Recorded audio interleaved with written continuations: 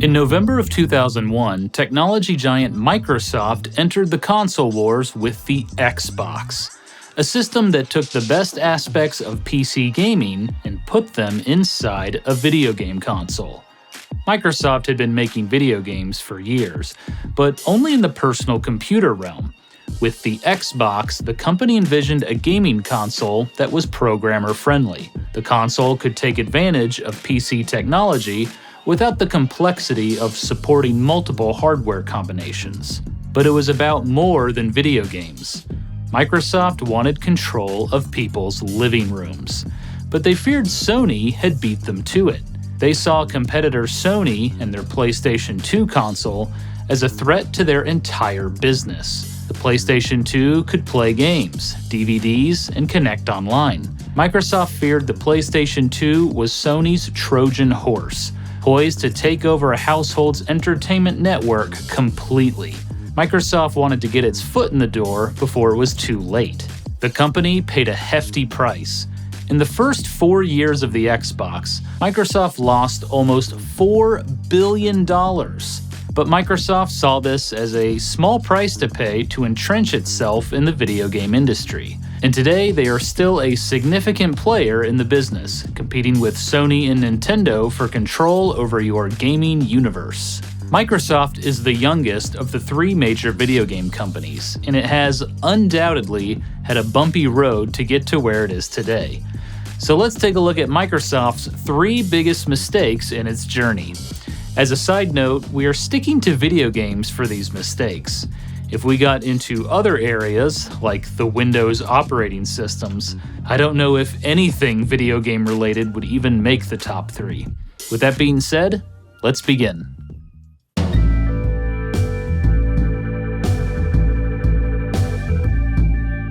In the summer of 2006, Microsoft was riding high. They had beaten Nintendo and Sony to market with their next-generation Xbox 360 console, giving them virtually no competition. And the 360 was selling very well. In about half a year, Microsoft had sold more than 5 million consoles. The company expected to have a 10 million unit head start before Sony's PlayStation 3 and Nintendo's Wii even came to market. One key element of the Xbox 360's success was Microsoft's Xbox Live network.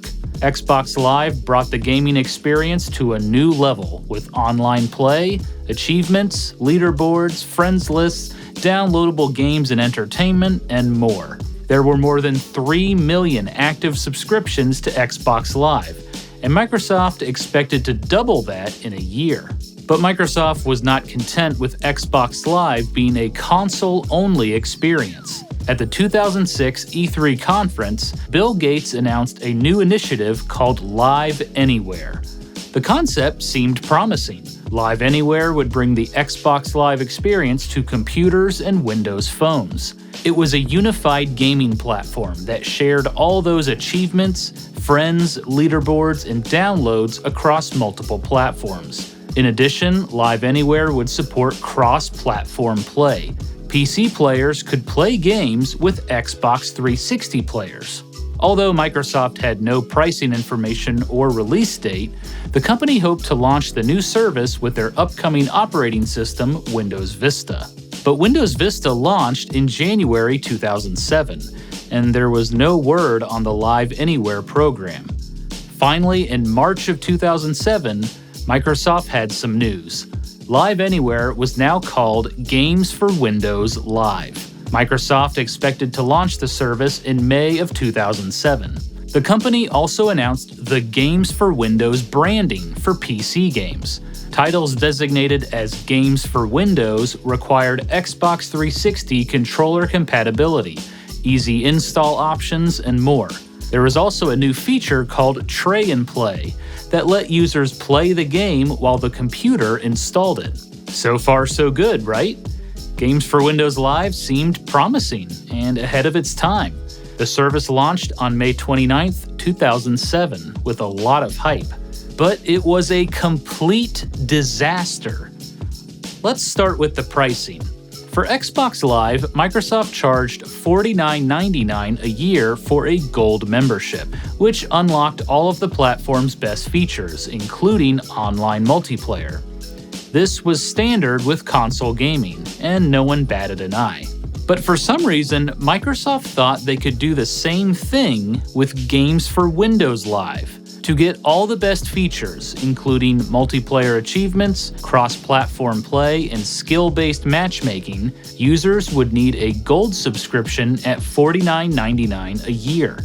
Now, if you already had an Xbox Live subscription, you could sign in with your gamer tag and get all the benefits at no extra cost. But for PC users who had no interest in getting an Xbox 360, this pricing was almost insulting. Many of the so-called perks included with the gold membership had been free for PC gamers for years. Now Microsoft wanted to charge for basic things like matchmaking. Microsoft tried to dismiss the criticism by saying that PC players could still use the server browser to find games at no cost. But the pricing issue didn't just affect users. Developers and publishers had to pay to use the platform. After a year, it seemed like Microsoft realized this was not the way to go and made Games for Windows Live free for everyone. Then there were the games. Games for Windows Live launched with 2 games, Halo 2 and Shadowrun. Halo 2 did have some nice features, like a map editor, but critics considered the game a mediocre port that didn't do anything special. But more shockingly, the game did not support crossplay with Xbox users, a feature Microsoft had hyped for months.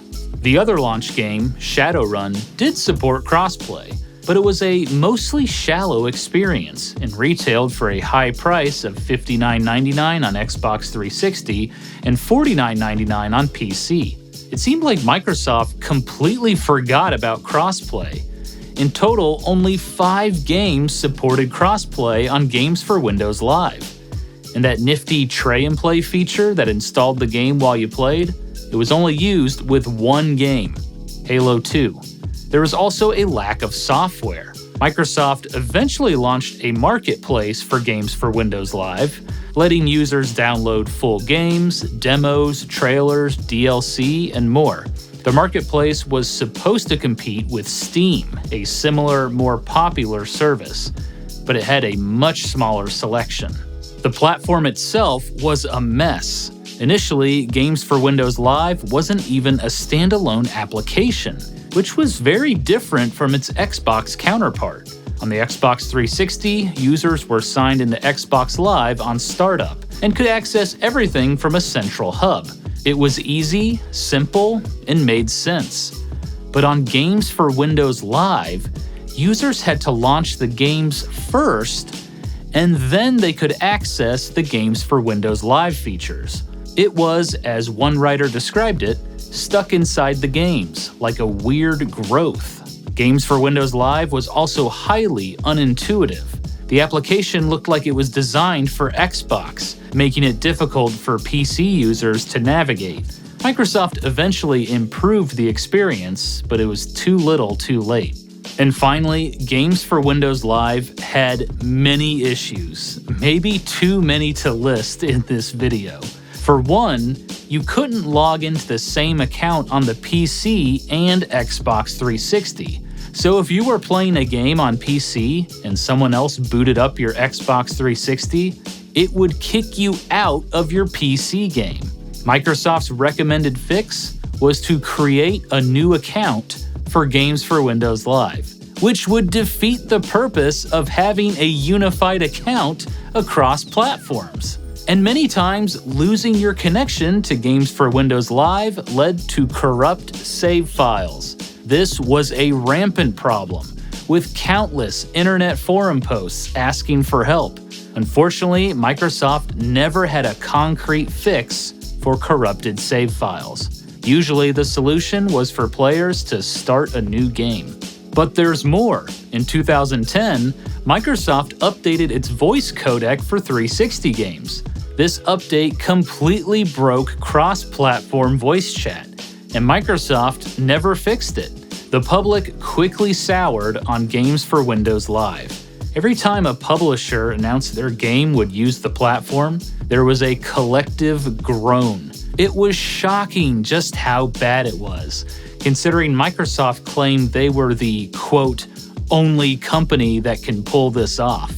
The beginning of the end came on September 13, 2011, when Microsoft announced Xbox Live was coming to Windows 8. Many people were confused, wondering if this was the end of games for Windows Live. Microsoft reassured everyone they would continue to support the platform, but the writing was on the wall. In 2014, Microsoft officially discontinued the service. But even from the grave, games for Windows Live continued to wreak havoc.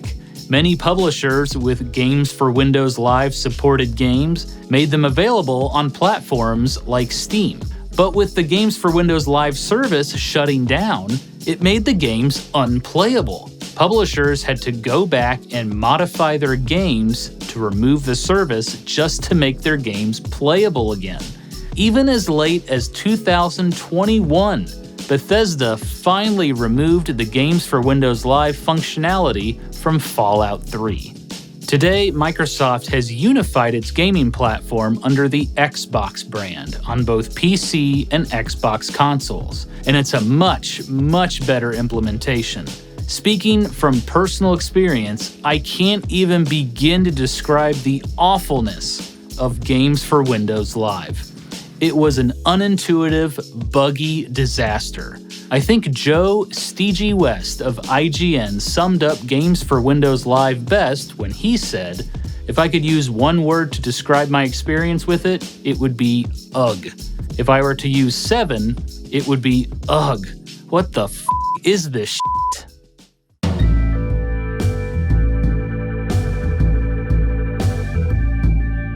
In 2012, rumors started popping up about Microsoft's next console that would succeed the Xbox 360.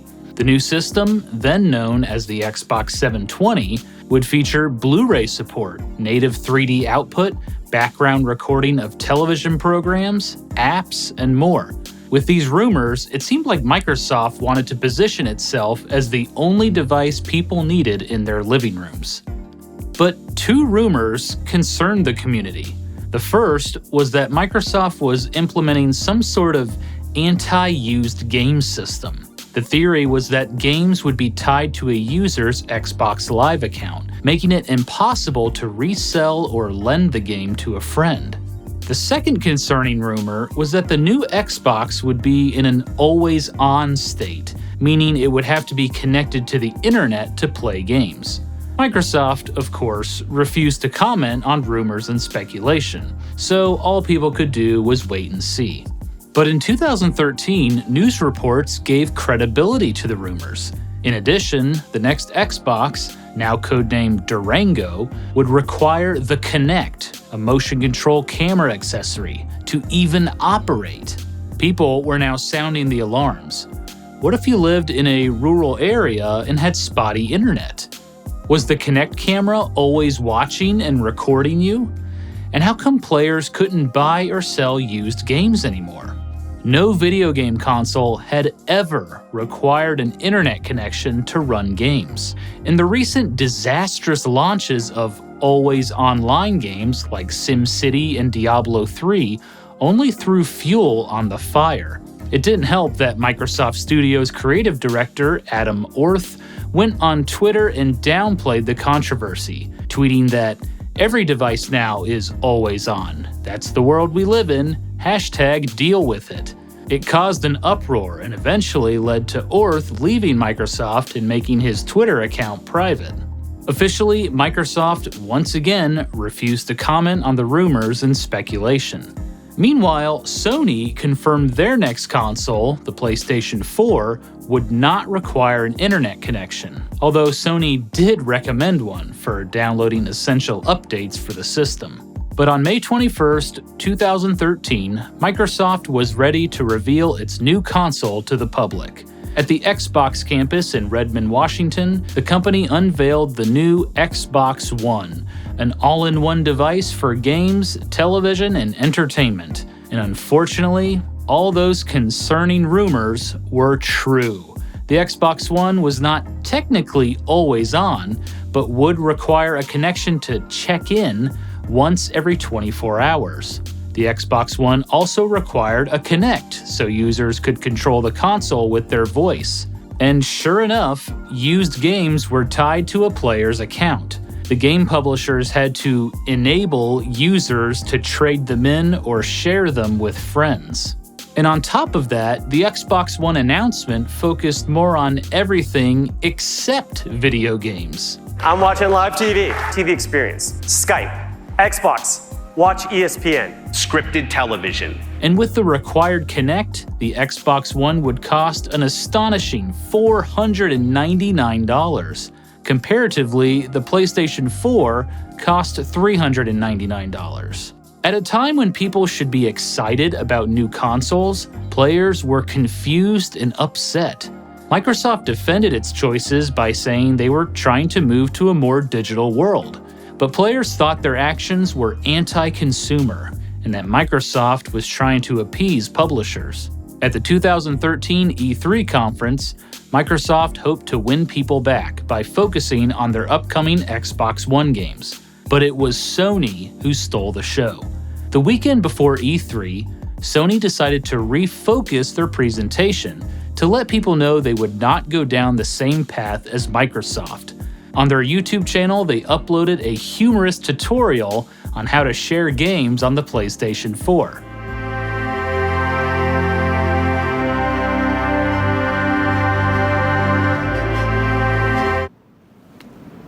Thanks. And during the conference, Sony CEO Jack Tretton delivered blow after blow. PlayStation 4 won't impose any new restrictions on the use of PS4 games.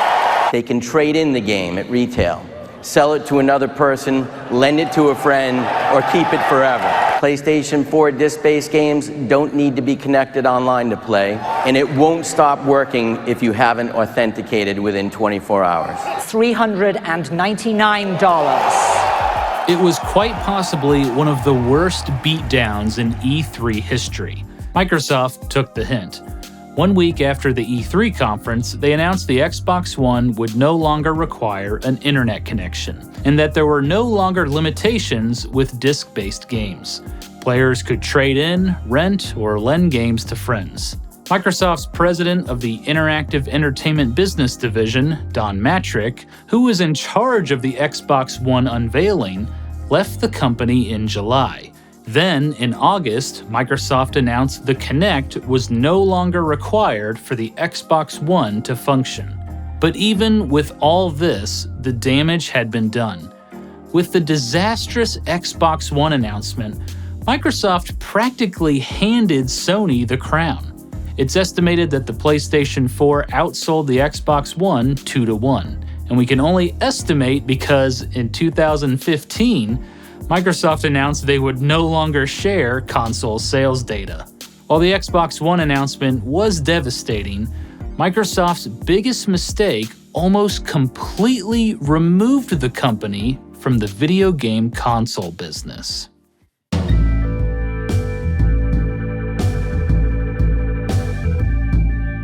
When Microsoft released the Xbox in 2001, they hoped to put a dent in Sony's video game business, but they barely made a scratch.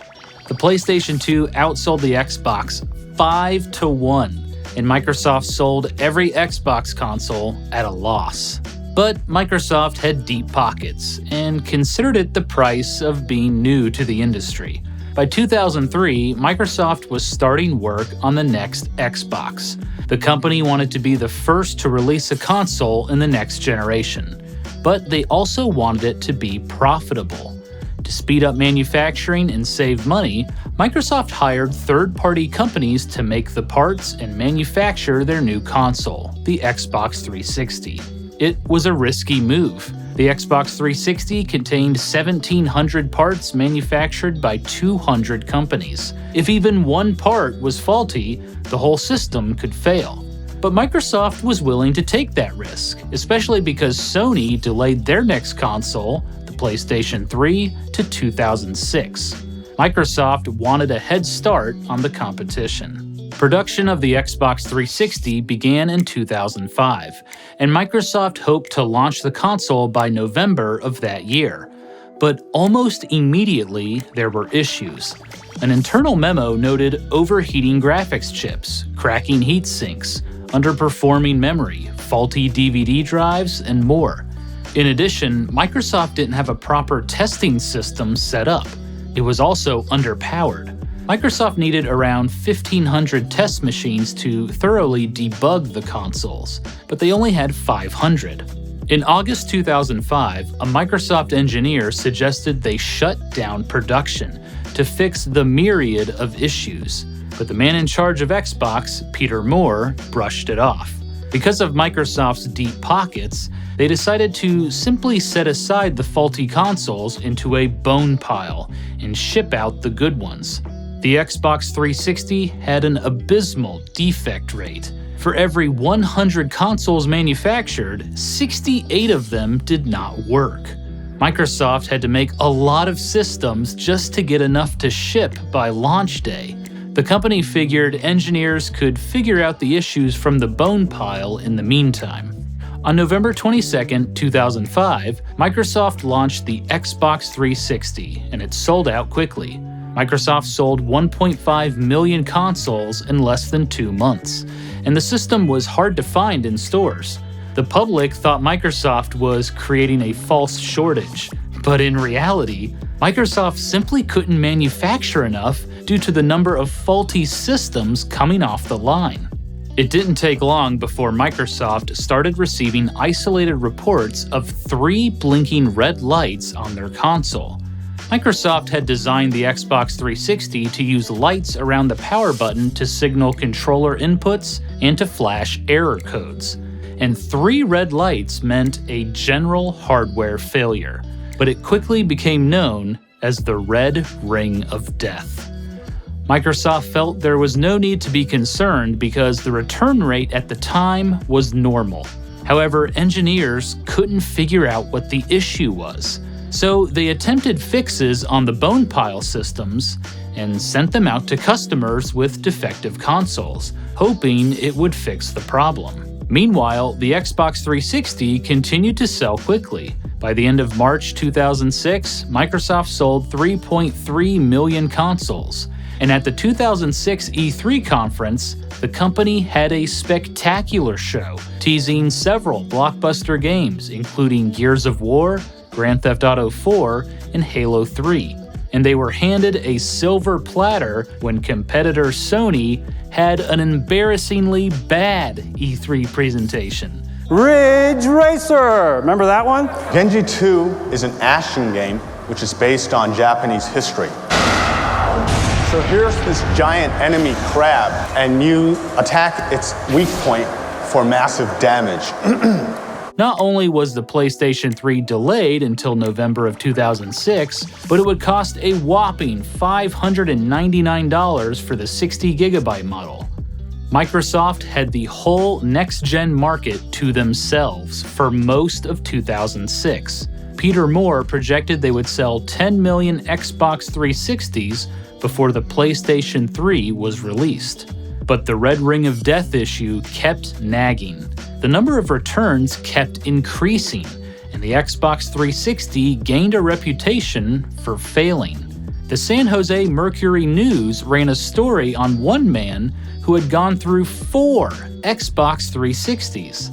By the fall of 2006, almost 9% of all Xbox 360s had been sent in for repair. In September of 2006, Microsoft finally admitted that there were issues with their system, but they claimed it was only from the first batch of manufactured consoles. Anyone with a console manufactured in 2005 could send in their Xbox 360 and get it repaired for free. But Microsoft had no idea how big the issue was. As returns grew, the company learned that the defect was a latent issue, meaning it might not show up for some time. In theory, returns should decline the longer a console is on the market, but for the Xbox 360, returns were increasing. So in December of 2006, Microsoft announced they were increasing the warranty on the Xbox 360 from 90 days to 1 year. In January 2007, Peter Moore announced that Microsoft had shipped 10.4 million Xbox 360 consoles. But the key word there was shipped. Microsoft only sold 9 million of those consoles. That meant Microsoft had a surplus of consoles sitting on shelves. And by that point, the Red Ring of Death issue was growing. One report based on retailer surveys suggested that the Xbox 360 failure rate was up to 33%. Microsoft finally decided to buckle down and figure it out. That same month, the company announced they were temporarily shutting down the production of the Xbox 360. The Red Ring of Death issue killed any momentum Microsoft had. In the first 6 months of 2007, the company sold a dismal 1.2 million consoles. But they had to get the Red Ring of Death issue under control. By the summer, engineers had finally figured out the problem, and it was an expensive fix. To repair and replace all the defective consoles, Microsoft would have to cough up $1.15 billion. More than $200 million would go to shipping costs. This was a make-or-break moment for the company. Peter Moore went to Microsoft CEO Steve Ballmer and delivered the bad news. But Ballmer did not hesitate. He told Moore to fix the problem. On July 5, 2007, Microsoft announced they were extending the warranty of the Xbox 360 to 3 years and would replace any defective console for free. By 2008, new parts and manufacturing had improved the success rate of consoles coming off the line to 92%. Microsoft continued to replace Xbox 360 consoles until 2011. Now, I'm sure you're wondering, what exactly caused the Red Ring of Death? At the time, Microsoft never officially explained the root cause, but most people theorized it had something to do with overheating. It wasn't until December of 2021 that Microsoft finally revealed what caused the issue in their 6-part documentary series on the history of Xbox. Problem was a connection was breaking. The reason it was breaking was thermal, but it wasn't because of the peak temperature. It was because when the unit would get hot and then cold, hot and then cold, every time it did that, it would stress the connection. You get all sorts of stresses. And just like when you bend something too many times till it finally breaks, that's what was happening. The Red Ring of Death is perhaps the greatest hardware failure in video game history. But Microsoft did the right thing. Unfortunately, it came at a considerable cost. The Red Ring of Death issue killed any momentum the company had. Sony had a very rough start with the PlayStation 3, but there is no doubt the Red Ring of Death issue played a huge part in allowing them to catch up to Microsoft. It's fair to wonder what would have happened if Microsoft had been able to avoid these issues. So, there you have it. Microsoft's 3 biggest mistakes. At this point, I've covered the major players: Nintendo, Sony, and now Microsoft. But perhaps there are some smaller companies we can cover in an upcoming video. Let me know which mistakes I should look at next in the comments below. That's all for this episode of The Gaming Historian. Thanks for watching. Funding for Gaming Historian is provided in part by supporters on Patreon. Thank you.